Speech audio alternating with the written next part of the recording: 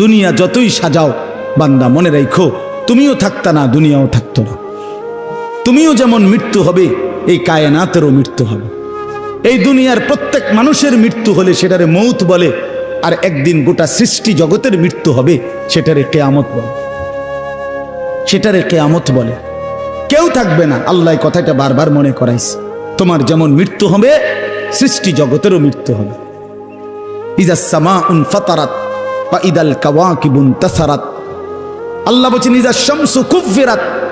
আল্লাহ তাআলা এভাবে বারবার বলছে ইজাস সামাউন শাক্কাত, আসমান ভেঙে যাবে, চূর্ণ বিচূর্ণ হয়ে যাবে, তারকারাজি খসে খসে পড়বে, সূর্য চন্দ্র আলোহীন হয়ে পড়বে। আল্লাহ তাআলা বলেন ইদা রাজ্জাতিল আরদু রাজ্জা, জমিন পাউডারের মতো রেজা রেজা পাউডার হয়ে যাবে। আল্লাহ তাআলা বলছে পাহাড়গুলো তুলার মতো ধুলির মতো উঠতে থাকবে। আল্লাহ বলছে বান্দা একদিন আমি গোটা কায়নাত আমি শেষ করে দেব, আমার সংসার আমি গুছায় ফেলবো, আমার এই কায়নাত আমি আল্লাহ তাআলা ইসরাফিলের সিঙ্গার ফু দিলে আমি আল্লাহ তাআলা গুটিয়ে ফেলবো।